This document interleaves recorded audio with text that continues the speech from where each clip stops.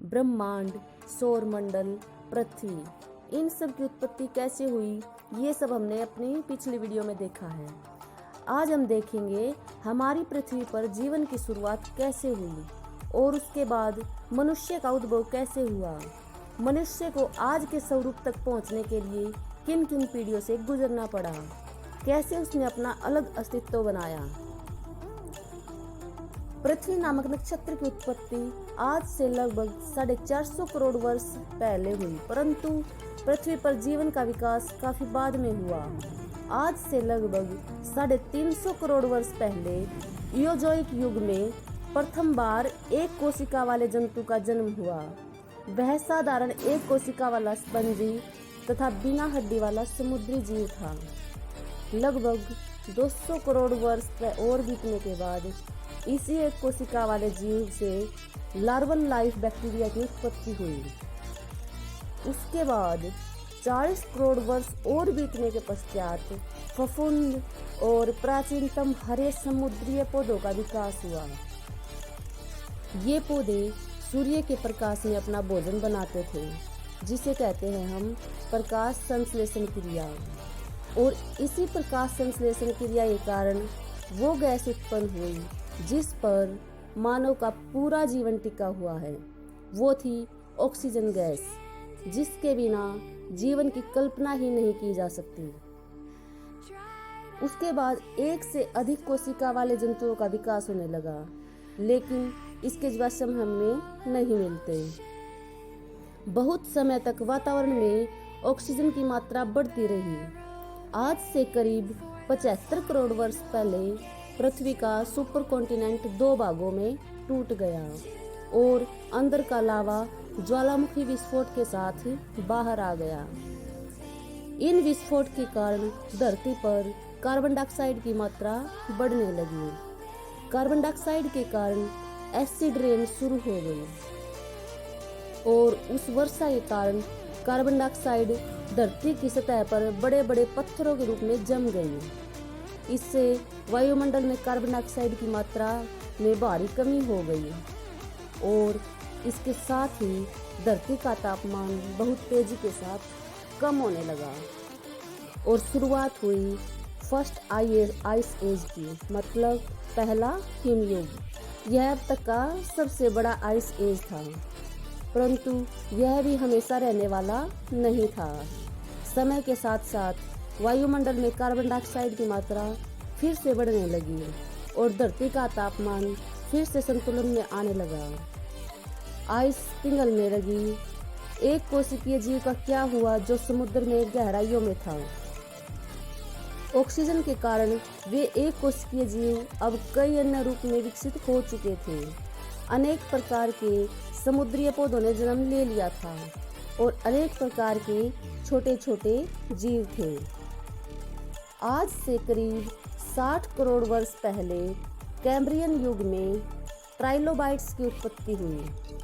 उनकी उत्पत्ति के साथ ही जीवों के अंग कड़े होने लगे, क्योंकि उनमें अब हड्डियों का विकास हो रहा था और उनकी कोशिकाएं विषम होती जा रही थी। अब तक धरती का सुपर कॉन्टिनेंट कई भागों में टूट चुका था। धरती पर काफी हद तक आज जैसा हो गई थी पृथ्वी और समुद्र के अंदर जीवन की शुरुआत हो चुकी थी, परंतु सतह पर अभी तक जीवन का कोई नामो निशान नहीं था।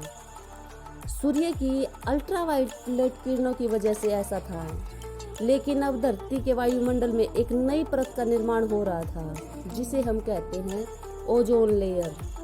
इसका निर्माण सूर्य की हानिकारक किरणों से हुआ और इसने पृथ्वी के चारों ओर एक परत बना दी। इसी कारण धरती पर नन्हे शैवाल फल फूल सके और ये ही धरती के पहले लैंड प्लांट्स थे बने। लगभग 50 करोड़ वर्ष पहले मछली और जलचरों का विकास हुआ। ये समुद्र में रहने वाली मछली टिटैलिक ने समुद्र से बाहर आने का निर्णय किया।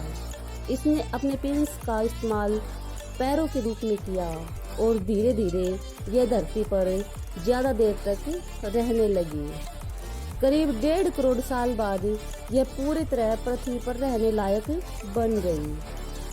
आज से करीब 36 करोड़ वर्ष पहले ये पूरी तरह से धरती पर रहने वाले जीव बन चुके थे।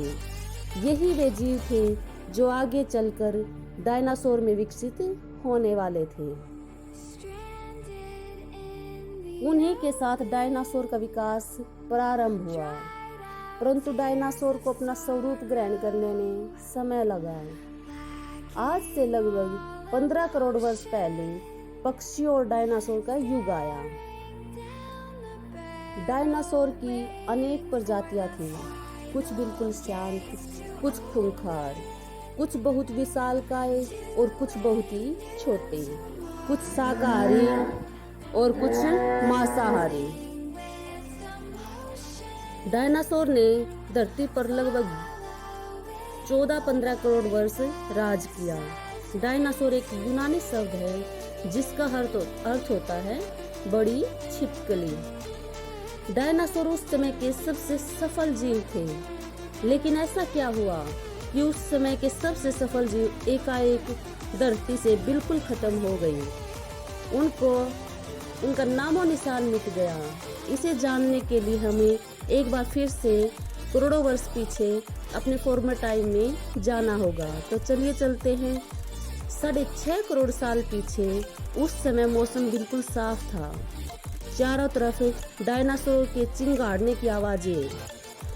जब डायनासोर की प्रजातियां धरती पर अपना जीवन बिता रही थी, लेकिन उन्हें क्या पता था कि उनकी किस्मत कई करोड़ वर्ष पहले ही लिखी जा चुकी है।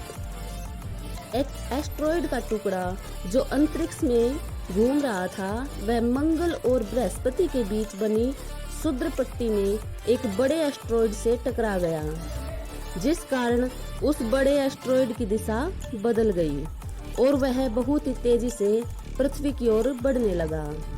उसके रास्ते में चंद्रमा आया, लेकिन डायनासोर की किस्मत में तो कुछ और ही लिखा था। एस्टेरॉयड का टुकड़ा चंद्रमा के बिल्कुल पास से होकर गुजर गया। पृथ्वी के नजदीक आने पर उसकी रफ्तार और तेज हो गई। पृथ्वी के वायुमंडल में प्रवेश करने के बाद घर्षण के कारण उसमें आग लग गई और यह एक भयानक आग के गोले में बदल गया। इसकी चमक इतनी तेज थी कि बहुत से जीव इसे देखकर पहले ही अंधे हो गए। ये उस एस्टेरॉयड को तो देख नहीं सकते थे, परंतु उसकी भयानक गर्मी को महसूस कर सकते थे। कुछ ही समय बाद वह एस्टेरॉयड मैक्सिको की खाड़ी के पास जमीन से जा टकराया और एक भयंकर विस्फोट हुआ।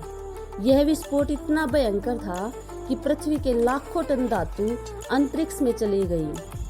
टकराव के कारण 180 किलोमीटर चौड़ा और 20 किलोमीटर गहरा गड्ढा बन गया।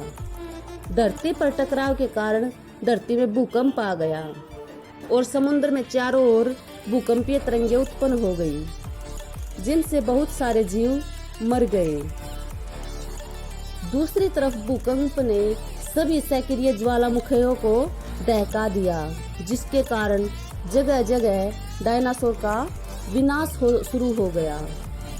धरती पर महाविनाश की शुरुआत हो गई। रेडिएशन की वजह से टकराव के कारण 800 किलोमीटर के दायरे में आने वाले सभी जीव जलकर भस्म हो गए।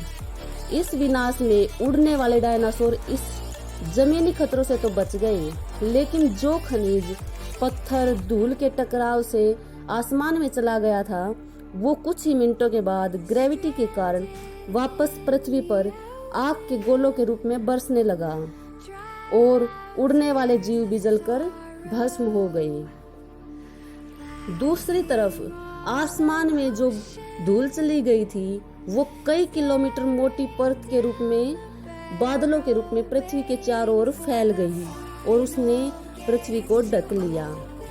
ये धूल के बादल इतने मोटे थे कि सूर्य के प्रकाश का पृथ्वी तक पहुंच पाना कठिन हो गया। प्रकाश के अभाव में पृथ्वी के सभी पेड़ पौधे नष्ट हो गए। खाने का अकाल पड़ गया। जो थोड़े बहुत बचे खुचे जीव थे, वे भूख से मरने लगे। इस महाविस्फोट में 90% आबादी नष्ट हो गई थी और जो 10% बचे थे, उनमें भी जिनका वजन 30 किलोग्राम था वही जीवित बच पाए। हाल ही में यूनिवर्सिटी ऑफ टेक्सास के ये शोधकर्ताओं ने मेक्सिको की खाड़ी में उस क्रेटर में 900 मीटर नीचे चट्टान के नमूनों का अध्ययन किया। इस खोज से साबित हुआ कि करोड़ों साल पहले डायनासोर का अंत एस्टेरॉयड के धरती से टकराने की वजह से ही हुआ है। इस शोध से डायनासोर के खात्मे को लेकर अभी तक जो चली आ रही हैं अटकलें वे सभी समाप्त हो गई हैं। 2016 में शोधकर्ताओं द्वारा जो क्रेटर के नमूने लिए गए हैं, बड़ी मात्रा में उनमें रेडियम पाया गया है, जो पृथ्वी पर मिलना बहुत दुर्लभ है। लेकिन कुछ एस्टेरॉयड के अंदर यह पाया जाता है। कुछ रिसर्चर को सबूत मिले हैं जिनसे पता चलता है कि इन चट्टानों में ही पृथ्वी पर जीन की शुरुआत हुई और यही जीन आगे चलकर मनुष्य के अंदर मिले। इस प्रकार डायनासोर के अंत के बाद मैमल्स यानी स्तनधारियों की प्रजाति आई और आगे हम जानेंगे मैमल्स से मनुष्य बनने तक का सफर।